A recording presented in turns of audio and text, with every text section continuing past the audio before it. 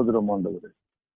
ஆண்டவரும் உலக இரட்சகருமாகிய அருள்நாதர் இயேசு கிறிஸ்துவுக்கே எல்லா துதியும் கனத்தையும் மகிமையும் இந்த காலை வேளையிலே ஏறெடுக்கிறேன். பரிசுத்த சேனை ஜெப ஐக்கியத்தில் இணைக்கப்பட்டிருக்கிற அத்தனை பரிசுத்தவான்களுக்கும் பொறுப்பாளர்களுக்கும் ஆண்டவராய் இயேசு கிறிஸ்துவின் இந்த பிறப்பின் மாதத்தை காணும்படி செய்த தேவனுக்கு நன்றி தெரிவித்து யாவருக்கும் இயேசுவின் நாமத்தின் வணக்கத்தையும் வாழ்த்தையை தெரிவித்துக் கொள்கிறேன். நல்ல தகப்பனே, இந்த மண்ணான சரீரத்தினுடைய கரங்களை போடு. அடியனை மறைத்து மகிமையின் ராஜா பேசும். நீர் பேசுகிற கேட்கிற செவிகளை திறந்திரலும். இயேசு கிறிஸ்துவின் மூலம் ஜெபங்கள் நல்ல பிதாவே, ஆமென், ஆமென். கர்த்தருடைய பரிசுத்த நாமத்திற்கு மகிமை உண்டாவதாக. இன்றைய நாளிலும் கர்த்தருடைய வார்த்தையை சற்று நேரம் தியானிப்பதற்காக தேவன் கொடுக்கிற வார்த்தை ஏசாயாவின் தீர்க்கதரிசன புஸ்தகம் 49வது அதிகாரம் 3வது வசனம். ஏசாயாவின் தீர்க்கதரிசன புஸ்தகம் 49வது அதிகாரம் 3வது வசனம். அவர் என்னை நோக்கி, நீ என் தாசன் இஸ்ரவேலே, நான் உன்னில் மகிமைப்படுவேன் என்றார். தேவனுக்கு மகிமை உண்டாவதாக. இந்த நாளிலும் ஆண்டவருடைய பிறப்பின் நற்செய்தி கிறிஸ்துவை அறிந்தவர்களும் கிறிஸ்துவை இரட்சகராக ஏற்றுக்கொண்டிருக்கிற திருச்சபையும் அத்துணை பேரும் தன்னுடைய பிள்ளைகளுக்கு இல்லங்களுக்கு தேடி சென்று நற்செய்தியை அறிவிக்கிறதான காலமாயிருக்கிறது. 2000 வருடங்களாக இந்த நற்செய்தி இறை மக்களுக்கு தேவனால் அருளப்படுகிற வார்த்தை இறை தூதரால் சொல்லப்படுகிறது. இயேசுவின் பிறப்பு சொல்லுகிற பொழுது யோவான், மத்தேயு, லூக்கா 3 பேரும் அவர் பிறப்பை குறித்து சொல்லப்படுகிறது. லூக்காவும் மத்தேயும் சொல்லுகிறார்கள், ஒரு கன்னிகை கர்ப்பவதியாகி குமாரனை பெறுவார், அவருக்கு இயேசு என்று பெயரிடுவார் என்று சொல்லி. அவர் எதற்கு இயேசு என்ற பெயரில் இந்த பூமிக்கு ஜனிப்பிக்கப்பட்டார் என்றால், எல்லா ஜனத்திற்கு மிகுந்த சந்தோஷத்தை உண்டாக்கும் நற்செய்தியாக இயேசு கிறிஸ்து உலகத்திலே பிறந்தார். அது மட்டுமல்ல, அவர் பிறப்பின் வாயிலாக இம்மானிட உலகத்திலே இருக்கிற அத்துணை மனிதர்களுக்கு பாவங்களை நீக்கி அவர்களை ரட்சிப்பதற்காக இயேசு என்கிற பெயரிலே பிறந்தார். இதை குறித்து தீர்க்க தரிசனம் பரிசுத்த வேதாகமத்திலே பல இடங்களிலே சொல்லப்பட்டிருக்கிறது. யோவான் சொல்லுகிற போது சொல்லுகிறார், அந்த வார்த்தை மாமிசமாகி கிருபையினாலும் சத்தியத்தினாலும் நிறைந்தவராய் நமக்குள்ளே வாசம் பண்ணினார். அவருடைய மகிமைக்கு ஏற்ற மகிமையை கண்டோம். அவருடைய மகிமைக்கு ஏற்ற மகிமையை கண்டோம். ஆனா பிதாவுக்கு மகிமைக்கு ஏற்ற மகிமை கண்டோம். அந்த மகிமை இயேசு கிறிஸ்து மூலமாக வெளிப்பட்டது என்று சொல்லி ஏசாயா தீர்க்கதரிசி ஏறத்தாழ கிறிஸ்து பிறப்பதற்கு முன்பு 742 ஆண்டுகளுக்கு முன்பு குறைக்கப்பட்ட தீர்க்க தரிசனம் நிறைவேறி 2000 வருடங்கள் ஆனாலும் கூட இன்றைக்கும் அவர் நம்மை பார்த்து சொல்லுகிறார். அவர் பிறந்த நாளிலே அவர் என்னை நோக்கி, நீ என் தாசன் இஸ்ரவேலே, நான் உன்னில் மகிமைப்படுவேன் என்று சொல்லி. இயேசு கிறிஸ்து பிறப்புக்கு முக்கிய காரணம், அவரை இரட்சகராய் ஏற்றுக்கொண்டிருக்கிற ஒவ்வொருவரிலும் அவர் மகிமைப்பட அவர் பிரயாசப்படுகிறார், விரும்புகிறார். அவர் மகிமைப்படும்படிக்கு நாம் இன்றைக்கு நம்மை ஆண்டுடைய கரங்களிலே ஒப்பு கொடுத்திருக்கிறோமா என்று பார்ப்போமேயானால், நமக்கும் இந்த நற்செய்தி அறிவிக்கப்பட்டிருக்கிறது. அப்போஸ்தலனாகிய லூக்கா சொல்லுகிறார் 2:14, உன்னதத்திலே இருக்கிற தேவனுக்கு மகிமையும் பூமியிலே சமாதானமும் மனுஷர்கள் பிரியமும் உண்டாவதாக என்று சொல்லி தேவனை துதித்தார்கள் என்று சொல்லி. அவருடைய பிறப்பு என்ன என்றால், அது ஒரு மகிமைக்குரிய பிறப்பு. அது பூமியிலே வாழ்கிற மனுஷனுக்கு ஒரு சமாதானம் தேவை. இந்த பூமியிலே வாழ்கிற ஒவ்வொரு மனுஷன் மீதையும் பிதாவாகிய தேவன் பிரியமாய் இருந்தார் என்பதை நாம் அறிந்து கொள்வதற்காக குமாரன் மூலமாக நமக்கு வெளிப்படுத்தி காட்டினார். இந்த ஆண்டவராய் இயேசு கிறிஸ்துவை சொந்த இரட்சகராய் ஏற்றுக்கொண்டிருக்கிற நாம் இன்றைக்கு மற்றவர்களுக்கு முன்பாக இயேசு கிறிஸ்துவை நாம் வெளிப்படுத்தி காட்டுகளாய் இருக்க வேண்டும் என்று சொல்லி நமது ஆண்டவர் விரும்புகிறார். அதனாலதான் ஏசாயா தீர்க்கன் சொல்லுகிற போது அவர் சொல்லுகிறார், அவர் என்னை நோக்கி, அவர் பிறப்பின் நாளாகிய என்னை நோக்கி, நீ என் தாசன், நீ தாசன். இஸ்ரவேலே, இஸ்ரவேல் என்றால் அது ஆசீர்வதிக்கப்பட்டது, அது தேவனுக்கு பிரியமான இஸ்ரவேலே, நான் உன்னில் மகிமைப்படுவேன். என் பிறப்பின் நாளை அனுசரிக்க ஆயத்தமாய் இருக்கிற அன்பு தேவ பிள்ளைகளே, ஆண்டவர் இந்த காலை வேளையிலே சொல்லுகிறது, நான் உன்னில் மகிமைப்படுவேன் என்று சொல்லி. அவர் மகிமைப்படும்படியாக, அவர் வாசம் செய்யத்தக்கதாக, நம்மை பயன்படுத்தும்படியாக நாம் அவர் நமக்குள் வாசம் செய்வதற்கு நாம் விட்டு கொடுக்க வேண்டும். நாம் இந்த பரிசுத்தமான வாழ்க்கையை வாழ்கிற பொழுது தேவன் நமக்குள் வாசம் செய்கிறார். அப்படிப்பட்ட ஒரு நிகழ்வைத்தான் சற்று நேரம் இந்த நாளிலே தியானிக்க போகிறோம். தேவன் நம்மோடு இருந்தால் நிச்சயமாகவே இந்த கிறிஸ்துமஸ் நன்னாளிலே நமக்குள் ஒரு மாற்றம் வந்திருக்க வேண்டும். அப்படி இல்லை என்றால் இந்த கிறிஸ்துமஸ் நாளை நாம் கொண்டாடுவதில் இருந்து நமக்கு ஒரு மாற்றத்தை ஏற்படுத்துவதற்கு இந்த இறை செய்தியும் ஆண்டவருடைய வார்த்தையும் நமக்கு அடிப்படையாக அமைவதாக. நமது இல்லங்களிலே திருச்சபையாரும் இன்றைக்கு முதலில் வந்து இம்மானுவேலர் பிறப்பின் நற்செய்தியை கிறிஸ்துமஸ் மாதங்களிலே அறிவிக்கிறார்கள். இந்த இறை வார்த்தையை திருச்சபையின் மூலமாய் அறிவிக்கப்படுவதற்கு ஒரு கருப்பொருள் மிக முக்கியமாய் உண்டு. அந்த கருப்பொருளை பார்த்தோமே என்றால் ஏசாயா தீர்க்கன் சொன்ன வார்த்தை தான், உன்னில் நான் மகிமைப்படுவேன். உன்னில் இயேசு கிறிஸ்து எங்களோடு இருக்கிறார் என்பதை மற்றவர்களுக்கு முன்பாக நாம் மீண்டும் நினைவுபடுத்தி காட்டுவதற்கு தேவ பிள்ளைகள் நம் இல்லங்களிலே வந்து தேவனை துதித்து ஆராதிக்கிறார்கள். அன்றைக்கு மேற்பர்கள் மத்தியிலே ஆராதனை செய்யப்பட்டது, இந்த இல்லங்களிலே அந்த ஆராதனை நடக்கிறது. அந்த ஆராதனையை குறித்து பரிசுத்த வேதாகமம் நம் விசுவாசத்துக்கு ஒரு வரலாற்று சம்பவத்தை வைத்திருக்கிறது. 2 ராஜாக்களின் புஸ்தகம் 5ஆம் அதிகாரம் 2வது வசனம் இவ்வண்ணமாக சொல்லுகிறது, இஸ்ரவேல் தேசத்தில் இருந்து ஒரு சிறு பெண்ணை சிறைப்பிடித்துக் கொண்டு வந்தார்கள். அவள் நாகமான் மனைவிக்கு பணிவிடை செய்து கொண்டு இருந்தாள் என்று சொல்லி. இந்த சம்பவம் கேட்டுக்கொண்டிருக்கிற அன்பு தேவ பிள்ளைகளுக்கு அத்தனை பேருக்கும் தெரியும். இஸ்ரவேல் தேசத்திலே சிறைபிடிக்கப்பட்டு அடிமையாக்கப்பட்டு ஒரு அடிமையாகத்தான் இந்த சிறு பெண் வந்து ஒரு இராணுவ தளபதியுடைய வீட்டிலே பணிவிடைக்கார பெண்ணாக வேலை செய்து கொண்டிருக்கிறார். நமது பிதாவாகிய தேவனுடைய இரக்கம் எவ்வளவு மேன்மையானது என்பதை இந்த சிறு பெண் அறிந்திருந்தாள்.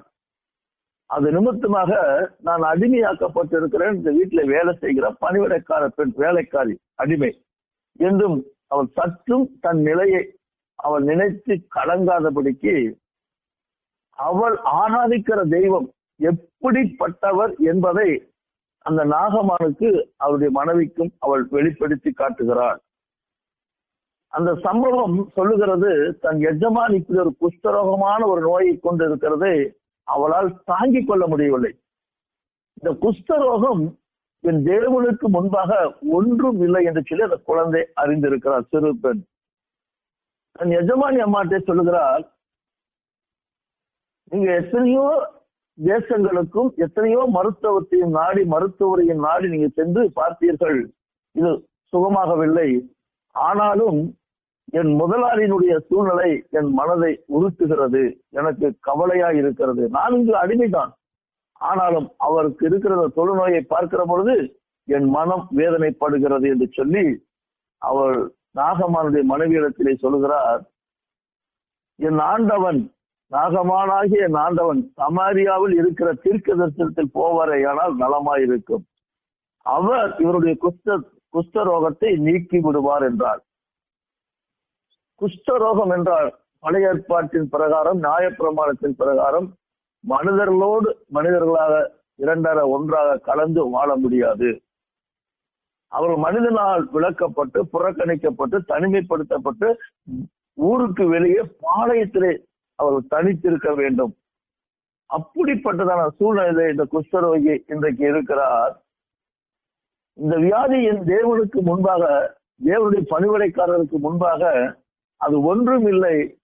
எங்கள் தேசத்தில் இருக்கிற தீர்க்கதரிசனத்தை போனால் அவர் இந்த நோயை நீக்கி விடுவார் சொல்லி இந்த வார்த்தை நற்செய்தியாக அறிவிக்கிறது. இந்த நற்செய்தியை கேட்ட நாகமான் தன்னுடைய ராஜாவின் இடத்திலே சொல்லுகிறான். ராஜாவும் தன்னுடைய சேனாதிபதிக்கு போர்ப்படை தலைவனுக்கு இப்படி ஒரு வியாதி இருக்கிறது, அதை நீக்குவதற்காக எல்லா விதமான முயற்சிகளும் சொல்லி பல விதமான உச்சிதமான பொருட்களோடு அனுப்பி வைக்கிறார். அதை செல்லுகிற போது இஸ்ரவேல் தேசத்திலே வாழ்கிற தேசத்தின் ராஜாவிடத்திலே ஒரு கடிதம் அனுப்பப்படுகிறது. கடிதத்தை படித்த ராஜா தன் வஸ்திரங்களை கிழித்துக் கொண்டு பைத்தியக்காரனை போல அலைகிறார். இந்த செய்தி தேவனுடைய மனுஷனாகிய எலிசா என்கிற தீர்க்கதரிசிக்கு எட்டப்படுகிறது. அவர் சொல்லுகிறார் ராஜாவிடத்திலே, நீ ஏன் உன் வஸ்திரங்களை கிழித்துக்கொள்ள அந்த குஷ்டரோகி என்னிடத்திலே அனுப்பி என்று சொல்லுகிறார். அந்த குஷ்டரோகி தீர்க்கதரிசியாகிய எலிசா இடத்திலே வருகிறார். வருவதற்கு காரணம் ஏசாயா தீர்க்கன் சொன்ன வார்த்தை, நீ என் தாசன் இஸ்ரவேலே, நான் உன்னில் மகிமைப்படுவேன் என்று சொல்லி. இந்த நற்செய்தி இயேசு கிறிஸ்துவின் பிறப்பின் நற்செய்தி அறிப்பதற்கு இன்றைக்கு ஏராளமான மக்கள் சென்று கொண்டிருக்கிறார்கள். அன்றைய சூழ்நிலையிலே இந்த நற்செய்தியை அறிவிப்பதற்கு நம் மீட்பர், நம் ரட்சகர் நம்மோடு இருக்கிறார் என்பதற்கு இந்த அடிமை பெண், வேலைக்கார பெண் எஜமான இடத்திலே சொல்லப்படுகிறது. அவர் போகிறார், தீர்க்கதரிசியின் வார்த்தைக்கு கீழ்ப்படுகிறார். ஒரு குழந்தையை போல அவர் சரீரம் மாறுகிறது.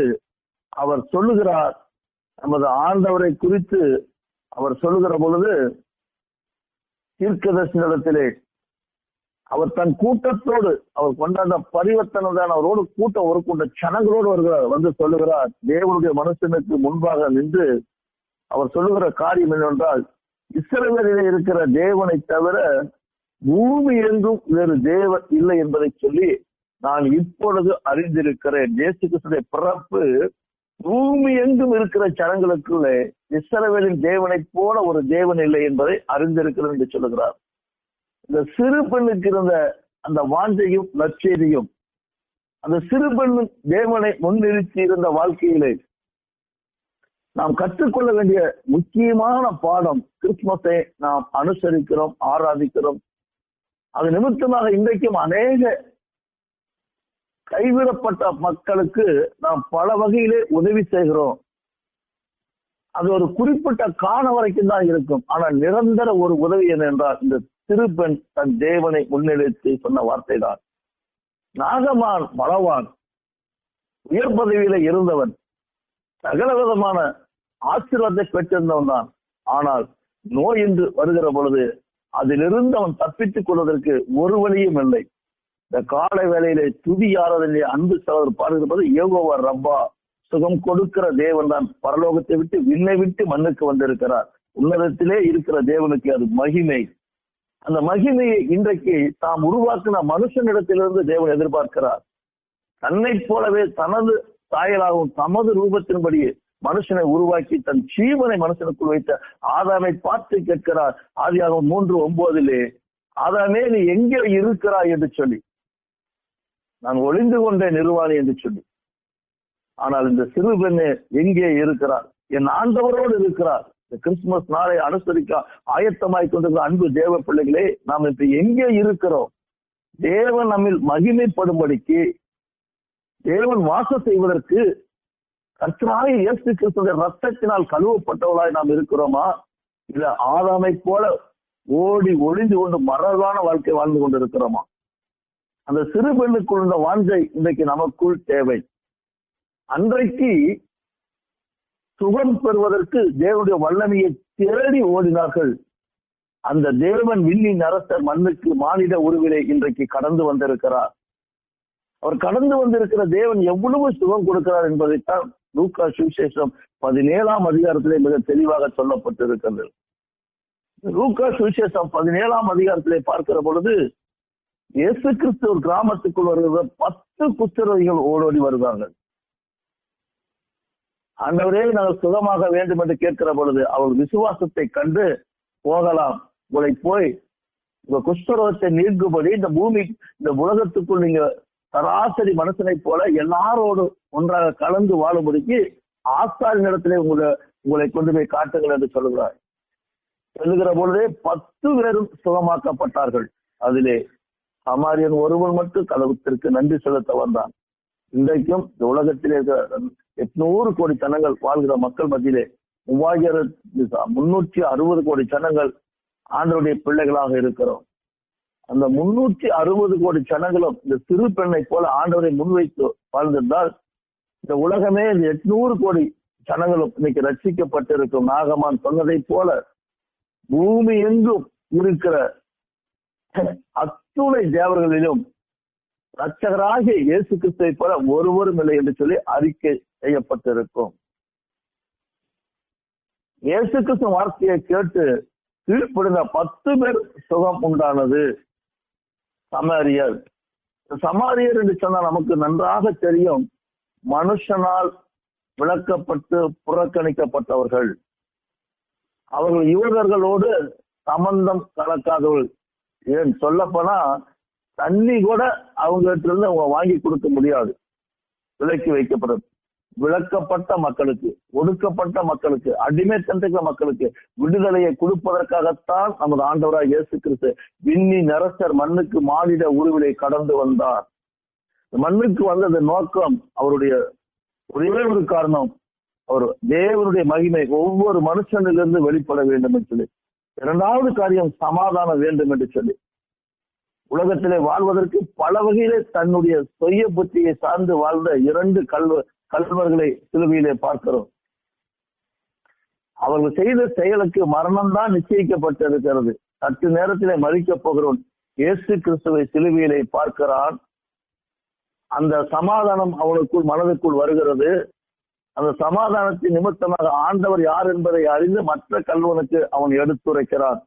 நாமோ நியாயப்படி தண்டிக்கப்படுகிறோம், அவரோ ஒரு தவறும் செய்யவில்லை என்று சொல்கிறார். அந்த சமாதானத்தை அவன் பெற்றுக் கொள்கிறான். பிதாவாகிய தேவன் மனுஷன் மேல் பிரியம் வைத்தார். அந்த பிரியத்தை சிலுவையிலும் ஆண்டவராய் இயேசு கிறிஸ்து வெளிப்படுத்தி காட்டினார். அந்த பிரியம் என்னவென்றால், இந்த கல்வன் கேட்கும், ஆண்டவரே இந்த ராஜ்யத்தை வரும்போது அடியனை நினைத்தரலும் என்று சொல்லி. அந்த பிரியம்தான் குமாரனாகிய கிறிஸ்து சொல்கிறார், இன்றைக்கு நீ என்னோடு கூட அந்த பரதேசியில் இருப்பாய் என்று சொல்லி. அந்த ஆண்டவர் தான் இன்றைக்கு நம்மை பார்த்து சொல்லுகிறார். நமக்கு நற்செய்தி அறிவிக்கப்படுது, உன்னில் நான் மகிமைப்படுவேன். என் அன்பு மகனே, மகளே, அருமையான ஊழியக்கார திருச்சபையை, நான் உன்னில் மகிமைப்படுவேன். அந்த மகிமைப்படும்படியாக கர்த்தர் நம்மை எதிர்பார்க்கிறார். நாமோ பல வகையில் மற்றவர்களுக்கு உதவி செய்ய பிரயாசப்படுகிறோம். ஆனால் நமது ஆண்டவராய் இயேசு கிறிஸ்து ரட்சகர் நம் இருதயத்திலே வாழும்படிக்கு நம் இருதயத்தை அவருக்கு விட்டுக் கொடுப்பதிலே இன்றைக்கு அநேக விட்டு விளக்கப்பட்டதாய் இருக்கிறோம். இந்த சிறு பெண்ணை போல எந்த இடத்திலே இருந்தாலும் இந்த ஆண்டவர் தான் எனக்கு எல்லாம் என்று சொல்லி நாம் வாழ்கிற பொழுது கர்த்தர் இன்றைக்கும் நம்மை அவர் எடுத்து பயன்படுத்துகிற பாத்திரமா இருக்கிறார். அதனாலதான் அப்போஸ்தலர் நடவடிக்கை 3ஆம் அதிகாரத்திலே 15வது வசனத்திலே பவுலடிகள் மிக தெளிவாக சொல்லுகிறார், நீங்களோ ஜீவாதிபதியை கொலை செய்தீர்கள், அவரை தேவன் மரித்தோர்ந்து எழுப்பினார், அதற்கு நாங்கள் சாட்சிகளாய் இருக்கிறோம். நம்ம வீட்டுக்கு வந்து நற்செய்தி அறிவிக்கப்படுகிறது, நாங்கள் சாட்சிகளாய் இருக்கிறோம் என்று சொல்லி நாம் கர்த்தரை நம்முடைய வாழ்க்கையிலே மற்றவர்களுக்கு முன்பாக காட்டும்படியாகத்தான் நாம் நற்செய்தி அறிவிப்பது. இரண்டாவது சமாதானத்தை நாம் பார்க்கிற பொழுது, நாம் சந்தோஷமாய் இருக்கிற நாளுக்கு எப்பொழுதும் சந்தோஷமா இருக்கணும். நற்சீர் பொறுத்தவர்களாய் வாழ வேண்டும், நற்சீர் செய்கிறவர்களாய் இருக்க வேண்டும், ஏக சிந்தர்களாய் இருக்க வேண்டும். அப்பொழுதுதான் நமக்குள்ள இந்த சமாதானம் இந்த பூமியில இருக்கும். இவர்களுக்கு எப்படி இவ்வளவு சந்தோஷமும் சமாதானத்தோடு இந்த நாளை அனுசரிக்கலாம் என்று பார்க்கிற போது, கர்த்தராகிய தேவன் நம்மோடு இருப்பார் என்று சொல்லி அந்த 10 குஷ்டரோகிகளும் அவர்கள் அறிந்தார்கள். தேவன் இந்த சமாதானத்தை கொடுத்தார், நோயை விட்டு விலக்கி அவருக்கு சமாதானத்தை கொடுத்தார். மனுஷன் மேல் பிரியம், அந்த மனுஷன் மேல் பிரியம் கல்வாரியில் அந்த கல்வனுக்கு கொடுத்த பொழுது மனம் திரும்பிய கல்வன் மற்றவனை பார்த்து சொல்லுகிறார், நாம் இப்பொழுதாவது தேவனுக்கு பயப்படுகிற பயம் இல்லையான்னு சொல்லி. அந்த மனுஷன் மேல், மனுஷனால் புறக்கணிக்கப்பட்டு தண்டிக்கப்பட்டு மரணம்தான் மனிதனுக்கு முடிவு என்று வந்த பொழுது அந்த மரணத்தின் தருவாயிலும் விடுதலையை கொடுக்க ரட்சகர் இயேசு கிறிஸ்து இந்த உலகத்துக்கு வந்தார் என்பதை அறிந்து கொள்வதற்கு தான் மீண்டும் நினைவுபடுத்துவதற்கு ஒவ்வொரு ஆண்டும் இந்த கிறிஸ்துமஸ் நாளை நாம் அனுசரிக்க போகிறோம். அந்த அனுசரிக்க போற நாளை கட்ட கால வேளையை நமக்கு சொல்லுகிற ஒரே ஒரு வார்த்தை, உன்னில் நான் மகிமைப்படுவேன், உன்னில் நான் மகிமைப்படுவேன்.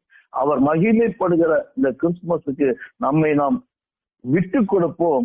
கர்த்தர் நமக்குள் ஆளுகை செய்து நம் கரங்களிலே கொடுத்த ஊழியத்தின் வாயிலாக அன்றைக்கு இயேசு அழைத்த பொழுது 12 சீஷர்கள் வந்தார்கள். அவர்கள் ஊழியத்துக்கு சென்ற பொழுது ஆண்டவர் சொன்ன வார்த்தைக்கு சகல அதிகாரத்தையும் பெற்றுள்ளனர். பிசாசுகளை துரத்தவும், மரித்தோரை எழுப்பவும், வியாதிஸ்தர்களை குணப்படுத்தவும் இயேசு கிறிஸ்து வந்தார் என்ற சில வார்த்தைக்கு கீழ்ப்படைந்து செய்த அப்போஸ்தலர் இந்த ஊழியத்தை போல இன்றைக்கு நமக்கு ஊழியத்தை செய்யும்படிக்கு அழைத்திருக்கிறார். அவர் பிறப்பை நாம் அனுசரிப்போம், ஆராதிப்போம், மற்றவர்களுக்கு இயேசு கிறிஸ்து பிறப்பு நற்செய்தி என்பதை அறிவிப்போம். தேவனுக்கு மகிமை உண்டாவதாக. தலைகளை தாழ்த்தி நாம் இந்த நிறைவான ஆசத்தை பெற்றுக்கொள்ள ஜெபிப்போம். நல்ல தகப்பனே, உமக்கு கொடான கோடி ஸ்தோத்திரம். அடிமையா இருந்தாலும், வேலைக்காரியா இருந்தாலும், ஆண்டவரே நாடு விட்டு நாடு கடத்தப்பட்டு இருந்தாலும் அந்த சிறு பெண் ஆண்டவரை முன்வைத்தது நிமித்தமாக தேசத்தின் அதிபதி மனம் திரும்பவும் உலகமே என் ஆண்டவர் இயேசு கிறிஸ்துவை மெய்யான தேவன் அறிவிப்பிருக்கிற சிறு பெண் தன்னை விட்டுக் கொடுத்தது போல நாங்களும் இந்த காலைகளில் எங்களை விட்டுக் கொடுக்கிறோம். கர்த்தர் எங்களையும் நீங்க அப்படி பயன்படுத்துங்க. மனுஷனால் புறக்கணிக்கப்பட்டு தேசத்திலே விலக்கி வைக்கப்பட்ட சூழ்நிலையாக இருந்தாலும் 10 குஷ்டரோகிக்கு பட்சபாதம் இல்லாதபடிக்கு ஆசீர்வாதத்தை கட்டளையிட்டீங்களா? அந்த ஆசீர்வாத நிறைவேற நாங்கள் பாவிகள் தான். இயேசு கிறிஸ்து ரத்தம் எங்களை சகலப்பாவும் இன்னைக்கு சுத்திகரிக்கும் என்று சொல்லி சுத்திகரிப்பை சிலுவையிலே கொடுத்தவரே, அந்த சுத்திகரிப்பை இன்றைக்கும் எங்களையும் நீ சுத்திகரித்து பரலோகத்திலே உம்மோடு கரம் கோட்டி நிற்க எங்களுக்கு கிருபை அருள வேண்டுமாய் ரட்சகர் இயேசு கிறிஸ்து மூலம் ஜெபங்கள் நல்ல பிதாவே. ஆமென். ஆமென். ஆமென். ஆமென். ஆமென்.